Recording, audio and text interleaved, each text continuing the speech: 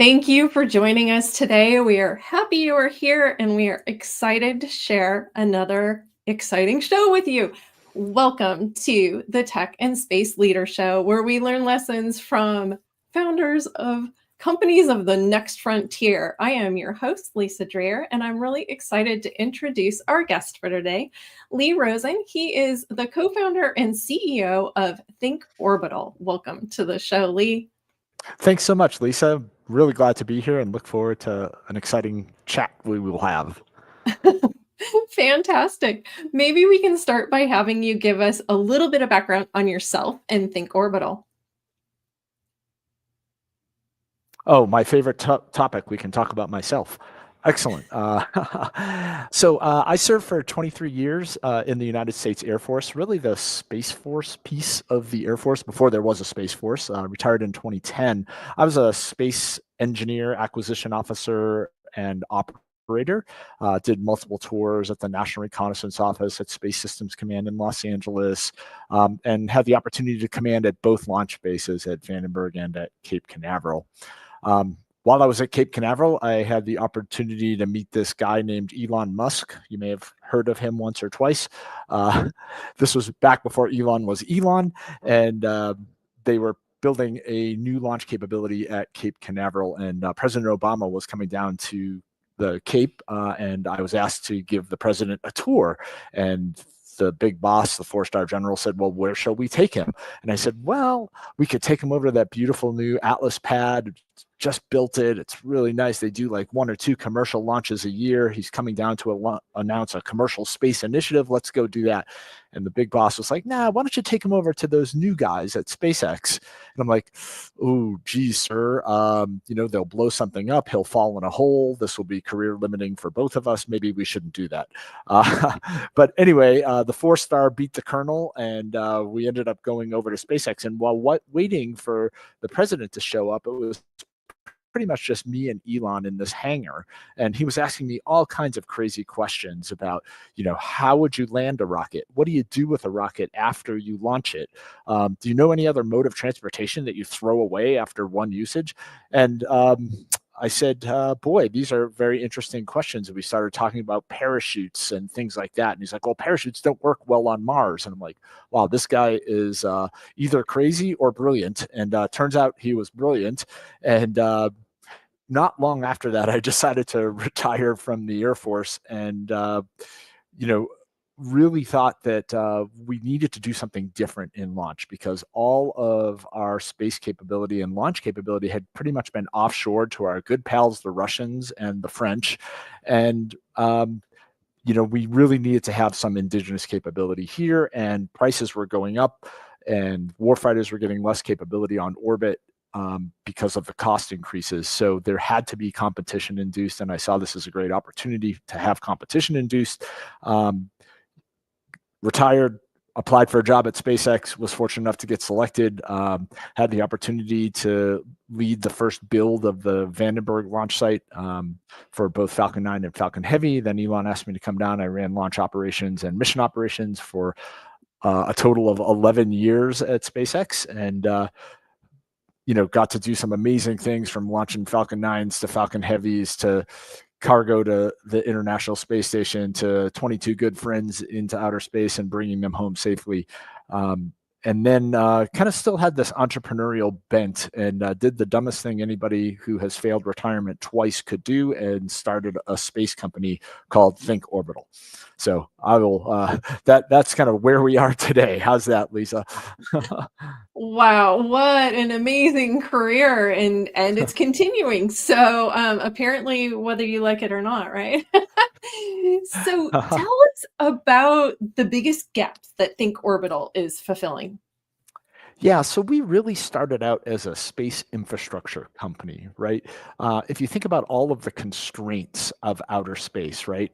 There's getting to outer space, which at SpaceX we were able to pretty much eliminate that constraint, right? We went, now launch is reliable, it's affordable, it's super high cadence, all the things we had ever dreamed of, right? And this call is coming to you over Starlink, right? So for $100 a month, you can have data pretty much anywhere on the planet. So there's another constraint that's been wiped out. And in our estimation, the next big constraint that we have to overcome is the size of things in outer space, because everything in outer space is tiny compared to any terrestrial application. You'd never build a factory on the ground that's like 40 feet long and 15 feet wide, because it has no scale. So in order to do that, you have to build things in situ, big things, right? Don't build the Empire State Building in New Jersey, put it on a truck and take it to New York City. You have to build those things where you need them. So we figured out a way to build not just big things in outer space, but the tools needed to build big things in outer space. And on 2 launches, we've demonstrated a technology called electron beam welding.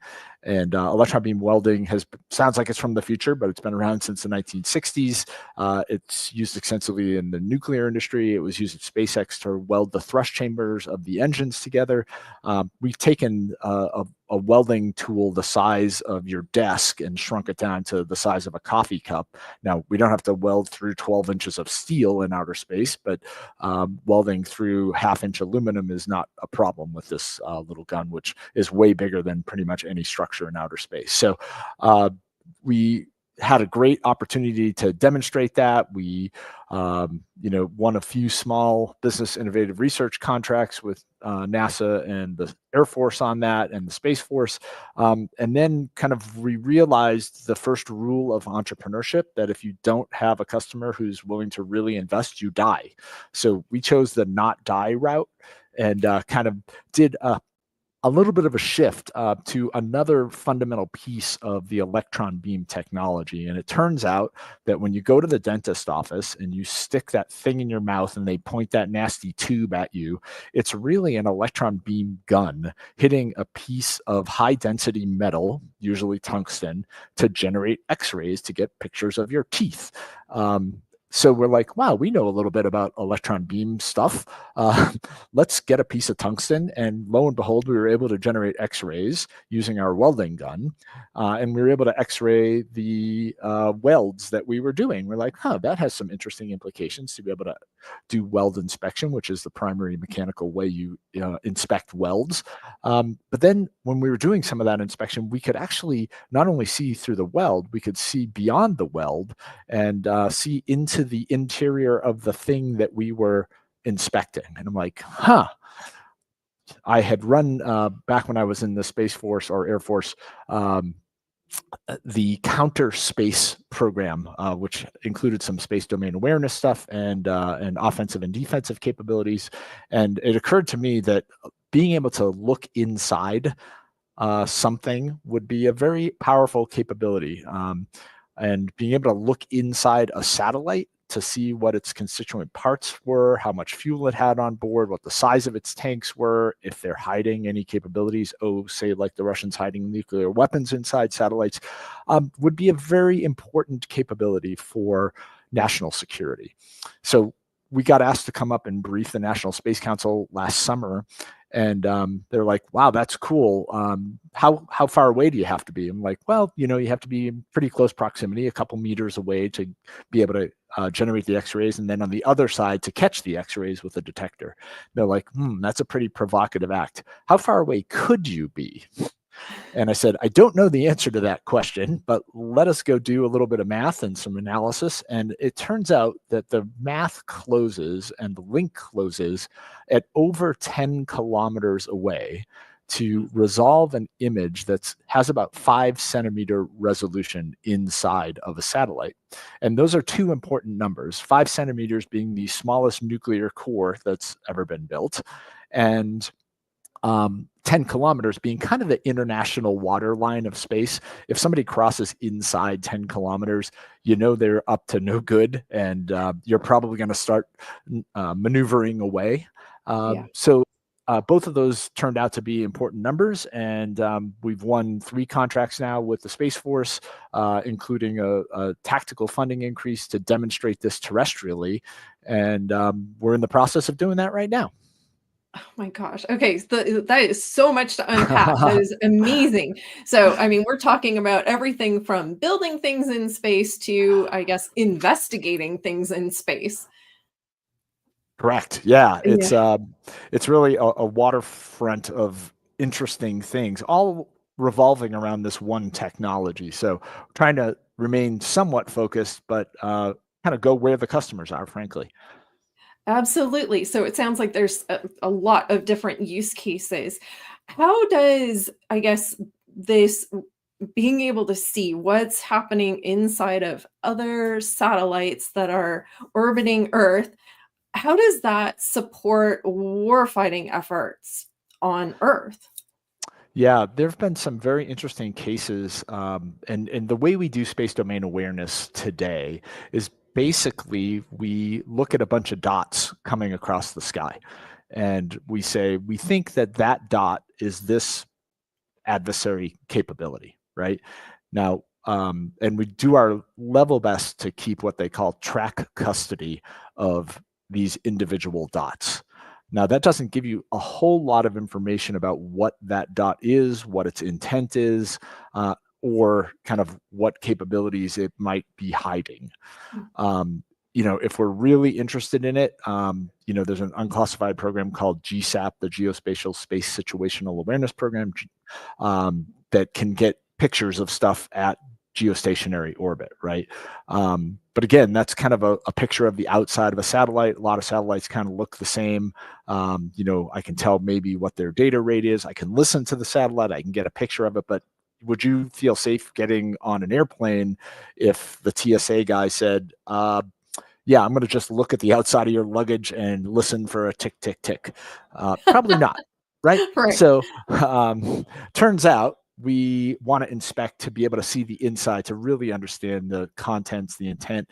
And the type of detector that we use is similar to a TSA detector in that the reason you have to take water out of your luggage when you go through the TSA line, and everybody complains about it, is that they absorb X-rays in a very different manner and can hide things that are underneath it, like explosives. So that's the reason they make you take the water out of your bag, and that capability to be able to identify the material characteristics is another thing that we can also do to know if they're hiding high explosives, plutonium or uranium, or that there's other interesting structures inside that adversary capability. So it helps us really fill in the missing piece of space domain awareness, which is, what is that thing? What do they intend to use it for? And what are its capabilities? Right, right. One of the things that I noticed is you're talking about also the in space assembly. Can you tell us a little bit about the Think platforms that ThinkOrbital is bringing to market? You bet. So again, the ability to build big infrastructure in space, we think, is the key to the new space economy, because there's no way to scale anything in space. And there are a lot of folks that are starting to get into the manufacturing of things in outer space, and mining asteroids and all of those different type of capabilities, which is all amazing technology. But they have to have a place to be able to do this at scale for it to be economically efficient, right? So we came up with a great concept for actually building huge infrastructure in space. And if you imagine a soccer ball, right, made up of pentagons and hexagons, if you were to unstitch that soccer ball and stack it flat, you could get a lot of material in a very small area, right? So the concept is unstack the soccer ball, stack it flat, IKEA style, stuff that in a rocket, and then launch that, and then reassemble the soccer ball in outer space. Now, we've done one small business innovative research contract with the Air Force to show robotically how you would reassemble that soccer ball using two walking robots, which is technology we have today. Basically, we would latch those pieces of the soccer ball together mechanically to get good alignment. And then, lo and behold, use this thing called electron beam welding that we've been developing to kind of weld the seams together to make it rigid and to make it airtight. Now, that gives you a big empty volume in outer space. And we're going to work with other folks who want to do pharmaceutical manufacturing, military missions, tourists in space, all of those kind of things. And just to give you an idea of the size of this thing, on a single Starship launch, we can launch 4 times the volume of the International Space Station and assemble it in about 8 weeks, right? When you have that type of scale in outer space, it changes the game for this new space economy that we all want to come to fruition, but is lacking this fundamental infrastructure capability. Right. Oh my gosh. Okay, so this is amazing. When are you expecting additional missions to come up? When are your next missions? So we've got a mission on the books for February of 2026. We're going to be launching our X-ray detector up into space on the 26th of, or in February of next year. In the summer of next year, we're launching our X-ray source and focusing mechanism. Those 2 satellites are going to do a rendezvous about 1 kilometer apart, and we're going to shoot X-rays back and forth. And I'm trying to convince the government to let me get a satellite in between those 2 to get an image of the interior of a satellite. So a really exciting capability that we think will open a lot of people's eyes when we get that first image. Absolutely. There was something earlier that you said that made me want to ask, are we talking only in low Earth orbit, or are you also, because you mentioned something about geo as well and being able to do that. So what orbits are we talking about you working in? Yeah, we are pretty much orbital agnostic. In order for our stuff to work, we just need kind of a microgravity and a vacuum. So space has a lot of that. And, the tests that we're doing in February and summer start out at LEO and then go up to GEO. So, Okay. yeah, all orbital regimes are on the table here for both the X-ray stuff and for the in-space construction and manufacturing. It's very exciting. What is really your long-term vision for Think Orbital? Yeah, the long-term vision is that, Lisa, you get to go vacation at the Think Orbital Hotel in low Earth orbit, and you get to have your hotel furniture built in the Think Platform Manufacturing Center, and we're producing things on orbit that we can't produce here on Earth. We're taking dirty industries and doing those things in outer space. And we see a world where space is just another medium. It's not this special place that we all kind of hold sacred. It's another place for us to live, work, and play. Yeah, absolutely. Okay, so of all of these things that we've talked about, because there's a lot of different capabilities that you have covered today, what excites you the most about the future for Think Orbital?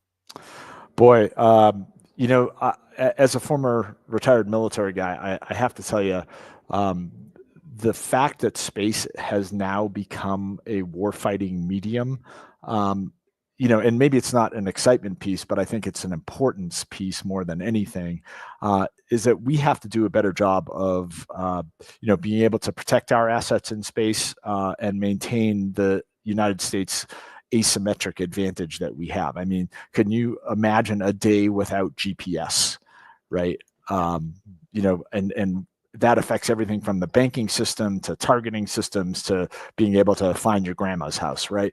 Yeah. And we take that for granted, and we no longer can take that for granted, and we have to have the ability to protect and defend. And unless we know what our adversaries are up to in outer space, there's no way to defend against those capabilities. Absolutely. Okay. So if someone wanted, oh, actually, I want to jump into something really quick. You had mentioned, or I'd seen something about drones. So tell me about this drone aspect of what you're doing. Yeah, very kind of new development. So we were having a discussion with DARPA about X-ray image processing because they do these big X-ray machines like at the entrance to bases and things like that, where you can have a truck drive by and get an X-ray image to see if there's anything hiding in that truck. They do it at the borders and things like that as well, right? And I got my head scratching about, wow, if they are doing X-rays terrestrially, why can't I take this gear that I built for outer space that can do 10 kilometers away in outer space and try it on the Earth? Because it's small, it's lightweight, it's portable, it's rugged, all of those kind of things. And turns out that X-rays don't propagate as well in air, so there's no way to do it physically at 10 kilometers. But between 10 and 30 meters away from a target, we believe that flying these things on drones and looking inside trucks that are driving towards checkpoints or inside buildings, even for troops that have to go in and clear a building to know kind of if there's bad guys inside, is a real possibility here. So we think that this could save a lot of warfighter lives. And hanging it on drones also has some great commercial implications, like inspecting wind turbine blades, right? Wind turbine blades, rather. They have damage from delamination on those turbine blades. They're a pain in the neck to try to really see. There's wires that run down each blade. You can't really see inside. So the ability to actually look inside some of this energy infrastructure, like pipelines and things like that as well, from an inspection perspective, really exponentially expands our marketplace. So I'm pretty excited about that, and gives us the opportunity to really do some important things for both our military and commercial customers. Oh my gosh, that is amazing. So for our investor audience, are there updates on where you are in terms of funding? Yeah, thank you for asking about that. So yes, we're in the middle of our seed round. It's a $3 million seed round. We have a lead investor, one of our longtime investors that's been with us since the beginning, TFX. They're a veteran founder focused fund. Great folks there. And we have several other folks who get about half that round subscribed right now, and always looking for great partners to help us take this thing to the next level. Fantastic. Okay, so if someone wants to learn more about ThinkOrbital, what should they do? Well, first of all, there's all kinds of social media stuff, including our website, thinkorbital.com. We are very active on LinkedIn and the other social media platforms, so keep an eye and follow us there. And great podcasts like Guideforce are doing things as well. So, and always happy to chat with anybody who wants to learn more about what we're doing. Super. Well, Lee, thank you so much for making time to be here today. This has been a fascinating conversation. We would love to have you back as your missions launch and get out into space and learn more about how all of those programs come together. Great. Thanks so much, Lisa. It's been really a pleasure. Absolutely, my pleasure. And I do want to take a moment to thank Guideforce for hosting these sessions. To learn more about Guideforce, you can visit guideforce.com. And we'll see you next time on the Tech and Space Leader Show. Thanks again, Lee. Thank you.